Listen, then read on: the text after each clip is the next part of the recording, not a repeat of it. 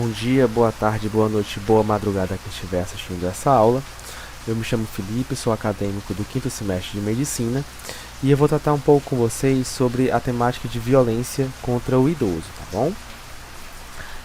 Apenas para começar o caso, nessa história, vamos ver um caso aqui, certo? Que ele trata um pouco sobre o que a gente deve analisar em alguns contextos de violência contra o idoso, tá bom? Vamos lá. Pablo, um senhor de 74 anos de idade, é levado pelo SAMU ao serviço de pronto atendimento hospitalar apresentando quadro agudo de agitação psicomotora. Os funcionários do SAMU relatam que o atendimento móvel foi acionado por vizinhos do paciente por volta das 18 horas, após ter ouvido gritos e barulhos vindos da residência onde o senhor Pablo encontrava-se sozinho desde a manhã. Após controle imediato do comportamento agressivo que impunha riscos iminentes ao paciente e a terceiros, foi realizada ampla investigação clínica à procura da etiologia do delírio. O psiquiatra e a assistente social solicitaram o comparecimento da filha do paciente ao hospital. Ao chegar, ela declarou que não podia ficar em casa cuidando do genitor, pois precisava trabalhar. Disse ainda que costumava sedá-lo com benzodiazepínicos para que não tentasse fugir de casa e permanecesse restrito ao leito durante sua ausência. Bem, gente, a gente analisa aqui um caso que alguns podem pensar que não é tão comum disso acontecer, mas ele ocorre com uma certa frequência, tá bom? E ao final dessa palestra eu vou dar uma analisada com vocês sobre alguns aspectos que devem saltar a atenção quando a gente estiver analisando um caso suspeito de violência contra o idoso, tá bom? Mas voltando aqui para a própria temática em si, o que é a violência contra o idoso, né? A definição de acordo com a OMS, ela indica que é quando ocorre um ato único ou repetido, seja de uma ação, de omissão, ou seja, falta de ação apropriada, ou então quando ela é intencional ou voluntária, e que isso venha a causar algum dano, sofrimento ou angústia a esse idoso, tá certo? Lembrando que essa violência ela pode ser praticada em qualquer contexto de ambiente, seja ele doméstico ou não doméstico, por membro da família ou qualquer outra pessoa, de modo que essa pessoa que realiza essa violência contra o idoso, ela tem uma relação de poder sobre ele. Seja uma relação de poder financeiro, uma relação de poder físico mesmo, uma relação de poder psicológico. Então, de todo modo, essa pessoa ela vai estar realizando uma violência contra esse idoso porque ela tem poder para realizar tal ação, tá? E aí, as estatísticas da violência contra o idoso aqui no Brasil. Alguns dados coletados do Disque 100, no período da pandemia 2019-2020, eles evidenciaram que a violência contra o idoso, especialmente nesse período da pandemia do Covid-19, ele aumentou. Já não era muito baixo e agora ficou agravado nesse período. Como assim, numericamente? O que eles relataram? Que o número de chamadas para reportar algum tipo de violência contra o idoso, ele foi de 48.5 mil para cerca de 77 mil denúncias. Um aumento assim de praticamente 53%, ou seja, mais da metade do número de denúncias ele aumentou. Apenas no primeiro semestre, para você ter uma noção, já se foi 30 mil denúncias, só no primeiro semestre, tá? E aí, aqui alguns dados, para vocês darem uma olhada em gráficos. Observe que a violência, em algumas regiões aumentou bastante, 59% nessa comparação de março a julho. E observem que em alguns estados essa violência ela cresceu bastante. Por exemplo, se formos pegar o exemplo do Tocantins aqui, por exemplo, ele dobrou praticamente, mais do que dobrou, 147%. Então observe que a violência no Brasil contra o idoso ela aumentou bastante e em algumas regiões em especial o aumento foi assim, de maneira bastante considerável. Só em 2021 já foi 37 mil notificações de violência contra o idoso, 29 mil delas sobre violência física. Então veja assim que a violência física é a que mais prepondera nesses casos de violência contra o idoso. E qual é a casuística desse idoso que vai sofrer violência? Veja que a maior parte são idosos entre 70 e 74 anos, ou seja, de uma idade bastante avançada. Grande maioria são do sexo feminino, 68%. E especialmente sexo feminino, porque imagina, já são idosos, e do sexo feminino ainda mais frágeis e vulneráveis a uma ação de um agressor, e 47% dos agressores são os filhos, ou seja, então veja que tem uma proximidade do núcleo mais perto desse idoso. As ocorrências mais frequentes são os maus-tratos, exposição a risco à saúde, constrangimento, e uma coisa que eu queria comentar com vocês é que veja que a violência patrimonial, ou seja, a violência contra o bem desse idoso, ela também é significativa. 9 mil denúncias em 2021, certo? Então, assim, a gama de formas que esse idoso pode sofrer violência, ela é bastante considerável, tá? E aí, para a gente analisar, vamos ver que tipo de violência, né, a gente pode analisar nesse contexto de interação da violência contra o idoso. O primeiro e mais óbvio de todos, que é o que todo mundo tem noção, é o abuso físico, né, a violência, que é aquele que você aplica força e isso vai resultar em algum dano, dor, lesão nesse idoso, tá bom? E aí alguns exemplos, né, você pode estapear, sacar, chutar, morder, todo tipo de ação de violência física contra esse idoso está considerado como um abuso físico, tá bom? E uma coisa que é bem característica desse tipo de violência é que normalmente ele é feito com as mãos do abusador. Ela é uma ação direta, muito, assim, pode dizer a queima-roupa. Então é bem característico do abuso físico, tá? Outro é o abuso sexual, e que, como o próprio nome, né, já traduz pra gente, ele vai ser um abuso contra as características sexuais e vai afetar a moral desse idoso nesse aspecto, tá bom? Então ele pode ocorrer de certo modo aqui, ó, com estupros, com carícias indesejadas, né, de forma não consentida, nudez coercitiva, exposição indecente, ou seja, ele vai ferir todo aquele direito sexual que esse idoso tem. Uma coisa que a gente tem que ter noção é que a atividade sexual do idoso, né, agora mais na contemporaneidade, ela aumentou principalmente com a melhoria da qualidade, né, de medicamentos, de fármacos, melhoria da qualidade de vida. E o que acontece? Alguns idosos eles são impedidos de realizar atividade sexual. E isso também se configura como um abuso sexual contra esse idoso, tá certo? Então, se ele tem plena capacidade mental do que está fazendo capacidade física e isso lhe é proibido por um motivo que não se justifique de modo algum, isso é violência sexual sim, tá? Outra é a negligência física, em que ocorre a produção de dano ou sofrimento físico por falha do cuidador. Ou seja, veja que é totalmente a negligência com o aspecto físico desse idoso, né? A negligência em prover a ele os meios necessários para o seu bem-estar. E aí como é que a gente observa normalmente isso? Quando esse idoso, ele, por exemplo, ele não se hidrata adequadamente por algum motivo, tá certo? Tem uma restrição quanto a esse sentido. Quando ele tem uma alimentação inadequada, principalmente quando isso é imposto a ele, quando ele é proibido de fazer atividades físicas, certo? Então, ou não é nem estimulado a fazer isso, então isso é uma negligência física. Quando ele é privado de tratamentos, de seus instrumentos de uso diário, como próteses e órteses, tá certo? Então isso configura isso como negligência física. Há também o abuso psicológico ou emocional, que, como o próprio nome traduz, é uma conduta cruel de comunicação verbal, né, que venha, né, a gerar uma angústia emocional, uma agressão psicológica a esse idoso, principalmente ocorrendo por meio, né, de ameaças. Essa é a mais comum: ameaças, acusações e humilhação. E aí o que se configura, né, esse abuso psicológico e emocional? O mais comum, como eu disse, é fazer ameaças, né, de vai fazer uma punição física, ou seja, vai bater nesse idoso, ou então que vai, né, desprover ele de bens dele, ou seja, que vai pegar bens dele, vai vender, vai fazer, mas vai tomar, né, esse bem financeiro desse idoso. Essas são as formas mais comuns de abuso psicológico, tá bom? Como eu disse aqui, a forma mais hedionda, a mais comum de todas. A outra é a negligência psicológica. E como é que isso ocorre? Quando se priva esse idoso do bem-estar mental, do estímulo social. O mais comum de todos dessa negligência psicológica é quando esse idoso normalmente ele é ignorado. Como é que ele é ignorado? Quando ele é deixado sozinho por longos períodos e isso ainda promove isolamento social. Por exemplo, aquele idoso que ele não tem nem companhia de quem está dentro de casa e ainda é proibido do contato com os amigos, com os vizinhos, com o círculo social dele. Isso é considerado uma negligência psicológica. Há também o abuso financeiro material, que é quando justamente esse idoso ele é abusado, ou seja, ele tem os seus recursos utilizados inapropriadamente pelo abusador.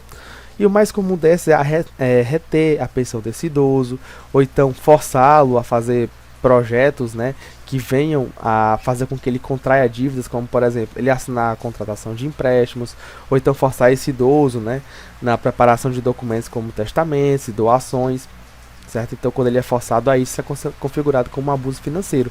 E há também a negligência financeira material, que é quando esse idoso ele não pode usufruir dos seus recursos materiais e fundos financeiros para justamente sustentar a si próprio. Ou seja, quando ele não pode utilizar os próprios recursos para poder manter o seu bem-estar, tá? E a autonegligência, que é o último tipo de violência, que é aquela violência que o idoso ele impõe contra si mesmo. E como o próprio nome diz, é uma ou seja, contra si, negligência.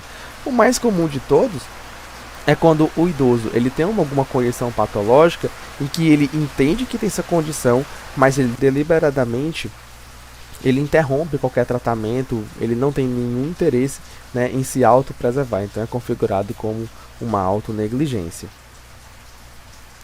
E aí, quais são os locais que pode ocorrer essa violência contra o idoso? Como vocês podem ver aqui nas imagens, né, são bem intuitivas, elas podem ocorrer em dois lugares, principalmente em instituições, tá certo? E o ambiente familiar, tá certo? Aqui ambientes, né, de instituições, cita-se, né, que casas de repouso, e que o ambiente familiar, normalmente ele convive, né, com seio familiar, amigos, é onde pode ocorrer esse tipo de violência. E aí, com relação ao abuso institucional, né, como eu mencionei, ele pode ocorrer numa clínica, dentro de um hospital, lar de idosos, moradia assistida. E uma coisa que é interessante, característica desse abuso institucional, é que esse abusador ele tem uma relação profissional contratual com esse idoso que está sendo abusado. Ou seja, ele é um funcionário, ele é o administrador da instituição. Então, ele tem esse caráter, né, contratualista com esse idoso, tá certo? Com quem ele está abusando. E há também o abuso doméstico, que é quando esse abuso ele ocorre dentro do domicílio da vítima e esse abusador ele tem alguma relação com esse idoso, tá certo? Normalmente é uma relação mais pessoal, mas também pode ser uma relação de trabalho dentro do próprio ambiente doméstico. E uma coisa que eu quero comentar com vocês é que é justamente no seio familiar que vai ocorrer a maior parte dos maus tratos, certo? Ou seja, numericamente, estatisticamente, ocorre mais dentro de casa. Mas o que vai justamente predispor, né? Por que justamente é o abuso doméstico de um familiar o tipo que mais ocorre? É porque a gente observa normalmente 4 fatores que vão justamente justificar e explicar essa situação. A primeira de todas é a sobrecarga de trabalho do cuidador. O que normalmente a gente observa assim, se você for parar para pensar? Que normalmente é o cuidador de um idoso. É uma mulher, que ela tem a própria família, que ela não tem ajuda, ou seja, que ela cuida sozinha, que às vezes ela trabalha fora de casa, ou seja, ela tem uma dupla rotina de trabalho, pode dizer até tripla, porque ela cuida do trabalho dela, cuida da família dela direta, marido e filhos, e ainda cuida dos pais, ou outro idoso que seja. E essa sobrecarga de trabalho gera muito estresse. É uma rotina bastante solitária, normalmente esse cuidador ele não tem qualquer preparo, ele não tem qualquer suporte, e essa rotina repetitiva e maçante pode levar ele a atos de violência contra esse idoso, como uma exacerbação de toda essa fadiga que ele sofre por cuidar desse idoso. A segunda é a qualidade da relação anterior. O que acontece? Esse idoso, uma vez ele foi jovem, e muito provavelmente, se ele tivesse sido uma pessoa agressiva na sua juventude, por exemplo, contra os filhos, contra a mulher, vai ser mais fácil com que, quando esse idoso ele precisar de algum amparo, dele ser cuidado, essa memória da violência anterior com que ele gerou se torne, né, um gatilho para que essa violência retorne contra ele. Ou seja, o cuidar desse idoso que foi agressivo mais cedo leva, né, a uma percepção mais de obrigação do cuidado do que propriamente de gratidão. Então, é um segundo fator. O terceiro é que alguns cuidadores eles são dependentes de tóxicos. E uma coisa que a gente tem bem em mente é que uma pessoa dependente de produtos tóxicos, seja a droga que for, ela tem um menor controle dos impulsos, tem uma frustração maior, e isso pode levar, né, ao aspecto da violência, principalmente quando ele está no período de abstinência, ou então quando ele deseja utilizar a droga e ele não observa um meio, né, de poder comprar esse material, então ele pode até realizar uma violência física e financeira contra esse idoso. E por fim, a dependência acentuada, né? Quando esse idoso ele está muito idoso, muito velho, ele tem já uma perda das atividades de vida diárias, ele tem uma dependência maior, uma dependência para todo tipo de atividade, para atividade mais simples de vida, né? Esse cuidado diário, até em consonância, né? Em junção com a sobrecarga desse cuidador, tudo isso também pode levar, né, com que esse idoso ele fique mais predisposto a sofrer violência doméstica, tá bom? E aí, fatores de risco associados à violência contra o idoso são muitos que a gente pode elencar. A gente pode ter, né, do modo geral, como estressores externos, a pobreza, né, com sempre problemas financeiros, as pessoas normalmente ficam um pouco mais irritadas e dependendo do contexto pode gerar um contexto de violência, quando há isolamento social e também fatores culturais, né, existentes nessa relação. Isso pode servir como facilitador do abuso. Outra coisa, famílias menores normalmente resultam na sobrecarga do cuidador, diferentemente de antes em que as pessoas, as famílias, elas tinham mais filhos e isso gerava uma distribuição das tarefas, né, em torno do cuidado desses pais na velhice. Hoje, a política, né, de filho único, ou então de 2 filhos, isso gera uma sobrecarga nesse filho, né, que venha a cuidar desse pai e dessa mãe. e isso, né, essa sobrecarga ela pode ser um desencadeante. Outra, quando essa pessoa idosa, né, ela pertence ao oldest group, então assim, idade acima de 35 anos, veja que a dependência pode ser muito grande. Quando há o abuso recíproco, ou seja, quando esse idoso ele naturalmente já é violento contra seu cuidador, isso pode, né, induzir com que esse cuidador também, né, reaja como uma violência contra esse idoso. E até acontecem situações extremas, né, como por exemplo o parricídio, que é quando o filho ele induz, né, o seu pai, a sua mãe, né, à morte, né, muitas deles ao suicídio, visando herdar o patrimônio deles, tá?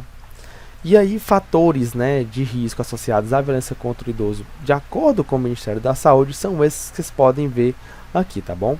Depois vocês dão uma lidazinha, pesquisar se tiverem mais interesse, mas trouxe aqui para poder citar para vocês. E aí, gente, o principal de tudo é, né, que é o que a gente tem que ficar atento, é como é que eu posso perceber o que vai me dar indicativo de que esse idoso está sofrendo violência, ao que eu devo estar bastante atento com o olho bem aberto. Nós vamos aqui, ó, primeiro de tudo, uma descrição de coisas que podem nos sugerir, né, que esse idoso esteja sofrendo violência. Como, por exemplo, esse idoso ele aparece com marcas, como contusões, queimaduras, ferimentos, que não tem explicação, ou que essa explicação assim não tem nenhum contexto que justifique isso direito, né? É aquela explicação sem pé nem cabeça, ainda mais em diferentes estádios, ou seja, indicando que esse tipo de ferimento ele é sistemático e ocorreu diversas vezes ao longo de diversos dias.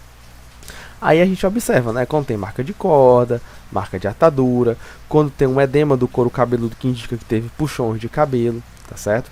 Ou então, por exemplo, quando esse idoso ele tem lesões e a busca pelo serviço médico demora, tá certo? Normalmente você vai observar, por exemplo, isso na radiografia. Quando esse idoso ele tem, né, um aparecimento de fraturas que estão mal consolidadas, ou seja, elas se consolidaram, mas não foram consolidadas adequadamente, ou seja, esse idoso ele sofreu uma fratura, a fratura deu uma mexida ali na estrutura óssea, isso não foi procurado, serviço de traumato-ortopedia, se consolidou e você observa que anatomicamente esse osso foi fraturado e não foi tratado adequadamente. É uma coisa que a gente deve estranhar bastante, tá certo? Então, são situações que podem nos levantar a suspeita. Outras é quando há uma divergência do relato do paciente e do cuidador quanto à lesão, como é que ela ocorreu. Ou seja, é aquela coisa de o paciente fala uma coisa, o cuidador fala outra, e aí eles se confundem e você fica, quem está falando a verdade e por que alguém está diferindo do outro, certo? É uma coisa que a gente pode ficar bastante atento. Então, outra coisa, o paciente com grave prejuízo funcional, né, apresentando para avaliação médica sem um acompanhante, ou seja, o idoso ele é para estar sendo acompanhado constantemente. Por que esse idoso ele não está sendo acompanhado? Será que realmente não tem ninguém que possa acompanhar? Ou será que esse acompanhante, esse cuidador está sendo negligente no cuidado com esse idoso, tá bom? Outra, quando esse paciente, né, esse idoso ele apresenta desidratação grave ou desnutrição, ou seja, a gente observa que ele não está sendo cuidado adequadamente, ou então quando há higiene precária, a vestimenta dele não está muito boa, principalmente quando está infestado por parasitas, esse idoso está cheio de piolho, às vezes você encontra eles com feridas com miíase nelas, então assim, isso é algo muito grave e que desperta, né, a atenção para essa violência contra o idoso. Outra é quando há lesão, prurido, corrimento, sangramento ou dor anal genital que pode indicar violência sexual contra esse idoso e também doenças sexualmente transmissíveis, né? Embora, gente, por exemplo, uma coisa que a gente observa é que muitos idosos, né, eles estão estendendo sua atividade sexual e muitas vezes às vezes não estão se protegendo. Então, assim, é uma coisa assim que até um pouco pra gente ficar atento, mas não tanto, mas principalmente indicativo de lesão sexual. Então a gente tem que ficar bastante atento. E aí, observando isso, a gente tem que ter em mente 3 objetivos principais do nosso atendimento, tá certo? Do atendimento do profissional de saúde, que é o primeiro de todos. A gente tem que conseguir reconhecer esses casos. Não podemos comer bola. Se tiver algum indicativo de que esse idoso está sofrendo violência, a gente tem que investigar e se tiver com dificuldade, chama autoridades competentes. Mas a gente não pode perder facilmente casos suspeitos de violência. Reconhecemos um caso? Vamos tratar. Normalmente, esse idoso ele vai ter alguma coisa que a gente tenha que tratar como decorrência, como complicação desse maltrato. Então a gente tem que identificar o que foi que ele sofreu e buscar auxiliá-lo. E o terceiro, que assim, acho que é um dos mais importantes de todos, que é evitar com que esse maus trato ocorra novamente, ou seja, garantir a segurança desse idoso. E aí, né, a gente não vai ser o Superman, a Mulher Maravilha, a gente vai acionar os meios legais cabíveis, a polícia, o Ministério Público, para que eles possam, né, estar auxiliando esse idoso nesse sentido, tá bom? E aí, reações do idoso à violência. Gente, uma coisa que a gente tem que ficar bastante atento é a forma como esse idoso ele se expressa, como ele se apresenta para você. Por que eu estou falando disso? Quando esse idoso ele sofre violência, uma violência sistemática, violência bastante agressiva, coisa que a gente pode observar nesse idoso. Ele tem medo do cuidador, certo? Outra, ele tem respostas vagas e imprecisas quando você pergunta como ele está, o que foi que aconteceu. E outra, reações de infantilismo. Como assim? Ele começa a chupar o dedo, começa a só ficar se balançando, como se estivesse assim, tentando, né, esquecer o tempo, esquecer a situação em que ele está, tá bom? Ele tem uma conduta regressiva. Isso deve levantar suspeita de maus tratos, tá bom? Coisas que a gente deve ficar também atento é a questão do contexto em si. A gente pensa, meu Deus, esse idoso está sofrendo violência. Por que que ele não denunciou? Por que que ele não falou nada? Porque muitas vezes, né, eles não conhecem os instrumentos de denúncia. E outra, medo da represália contra o agressor. Por quê? Porque esse agressor pode ser o cônjuge, pode ser o filho, pode ser o neto. Então, embora ele esteja sofrendo, ele pode se sentir mal por denunciar. Porque ele não quer que esse cônjuge, esse filho, esse neto, ou qualquer parente, ou qualquer outra pessoa que seja da proximidade dele, como eu disse, a principal modo de violência não é a doméstica, ele não quer que esse familiar dele sofra violência porque, queira ou não, é um familiar dele, que ele tem algum laço emocional, tá certo? Então sempre ter o cuidado da gente não julgar esse idoso, tá certo? Mas sempre buscar estar ajudando ele, ou ela, né? E aí sinais e sintomas, né, para o perito, quando ele está avaliando a situação num contexto geral, é quando a gente observa sinais, né, de abandono desse idoso, quando esse idoso está manejando produto, está realizando atividades que ele não deveria estar fazendo porque são perigosas para a idade e para as capacidades dele, tá certo? Quando ele está tomando medicação sem auxílio, ou seja, muito idoso ele pode acabar se intoxicando por medicações. E aí, a gente observa esse contexto, né, a gente observa risco, né, para violência contra si, tá certo? Como por exemplo a negligência. Quando se há um retardo na busca do atendimento médico, né, quando a gente observa, por exemplo, que esse idoso está com uma lesão, que já deveria ter procurado há muito tempo o serviço médico e demorou, que só... Por que que demorou assim, tá certo? Outra coisa, quando a gente está conversando com esse idoso, está fazendo algumas perguntas, esse familiar ou esse cuidador, ele fica com ansiedade. Ele fica na dúvida, assim, meu Deus, o que é que eles estão conversando? Quando a pessoa, ela tá, vamos se dizer assim, com o rabo preso nesse assunto, é uma coisa que a gente tem que ficar bastante alerta. Por que que essa pessoa está tão ansiosa com a gente conversando com esse idoso? Outra, a divergência nas histórias, né? Ou seja, quando você pergunta sobre uma situação, sobre uma lesão que esse idoso teve e as histórias não caixam, não se batem, tá certo? E quando você vê achados radiológicos, né? Muitos que você observa a partir do estado achados radiológico, que é justamente que estão incompatíveis com a história. É um paciente que ele teve uma fratura, que ela se consolidou, né, de modo não anatômico, e aí você vai perguntar o porquê que houve isso, e esse idoso ele não sabe explicar direito, esse cuidador não sabe explicar direito, essa história não se bate, tá certo? E também quando são ocultadas, né, essas histórias de fraturas e lesões, né, quando eles não dizem por que que aconteceu, como é que aconteceu, e aí você fica, por que que não me relatou isso? Será que isso deveria estar tentando ser encoberto, tá bom? E aí, avaliação também do cuidador. Quando o cuidador desconhece a situação desse idoso, conhece muito pouco, ou seja, você se pergunta, será que ele não está sendo negligente com esse idoso? Ou então será que ele está, né, por exemplo, se esforçando para que esse idoso não fique a sós com o perito, porque ele quer esconder informações, ele acha que esse idoso ele pode denunciar, né, alguma coisa com relação à violência. Quando a gente observa que ele tem um baixo controle dos impulsos, ele pode ser tendencioso a ações de violência, ou ele tem um comportamento defensivo ou contraditório diante de perguntas que você esteja fazendo a ele sobre alguma situação desse idoso. Um histórico, né, de abuso de álcool e drogas também deve levantar bastante suspeita. Quando ele tem transtornos mentais, né, uma pessoa que tem transtorno mental, muito dificilmente ela está apta a poder estar cuidando de um idoso. Então, assim, é uma coisa pra gente ficar atento.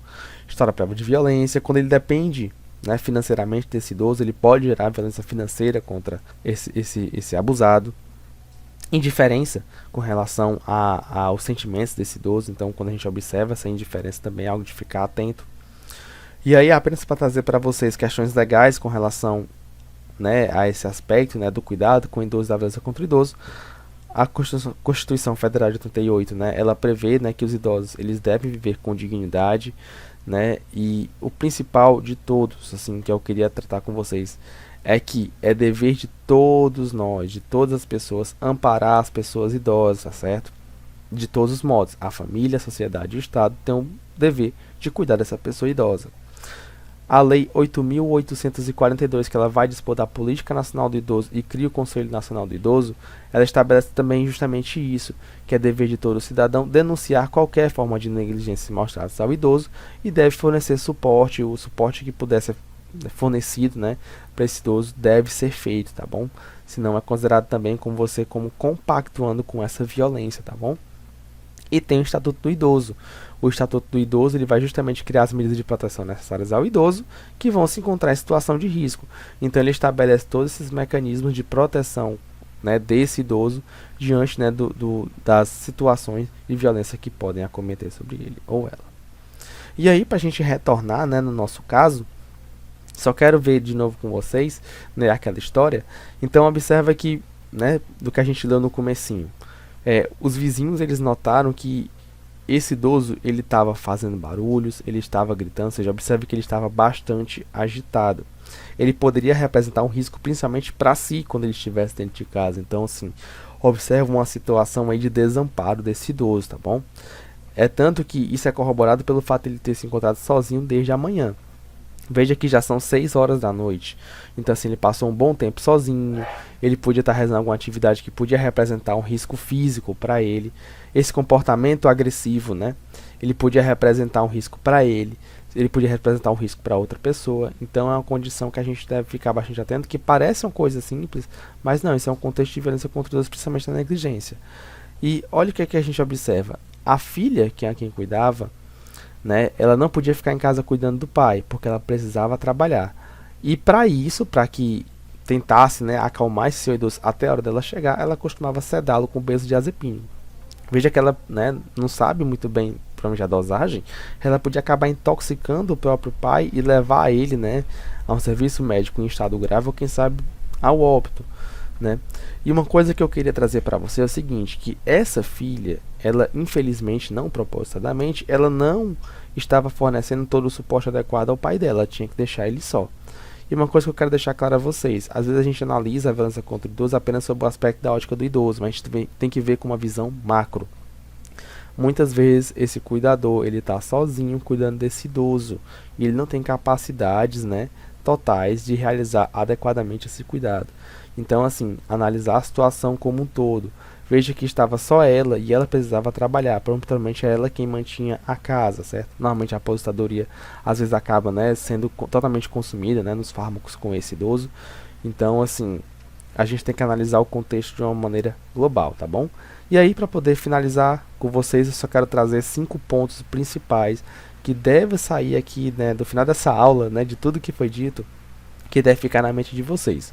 O primeiro é que o abuso praticado contra o idoso, ele pode ocorrer de diversos modos, por diversas pessoas, com ou sem intencionalidade, né? Então observe que o contexto de violência contra o idoso ele é bastante amplo. O segundo, os casos de violência contra o idoso, sejam suspeitos ou confirmados, devem sempre ser abordados de maneira multidisciplinar. Não é só o médico, não é só a enfermeira, não é só o policial. Todo mundo junto, em conjunto, vai fornecer um suporte adequado para esse idoso. Isso é estatisticamente comprovado. Então todo mundo tem que estar envolvido nisso. Outra, abusos praticados contra idosos, obviamente, vão aumentar a mortalidade desse segmento. O quarto é que trata dos objetivos do atendimento multidisciplinar, que é o primeiro, reconhecer essa condição de violência, o segundo, tratar adequadamente, né, as complicações dessa violência, e o terceiro é garantir a segurança desse idoso, evitar que isso ocorra novamente, tá bom? E o quinto, profissional de saúde que observe o contexto de violência contra o idoso e se omitir de denunciar, ele pode ser punido, né? ele está sendo compactuante com essa situação de violência contra o idoso. Então, sempre estar atento para observar, tá certo? E se observar, temos que agir. Agir pelos meios cabíveis, não por nossa própria conta. Acionar os meios legais cabíveis para tal. Aciona serviço social, aciona a polícia, Ministério Público, quem quer que seja, mas tem que fornecer ajuda a esse idoso. Pois bem, gente, aqui são as referências que eu utilizei para essa apresentação e eu agradeço demais a atenção de cada um de vocês.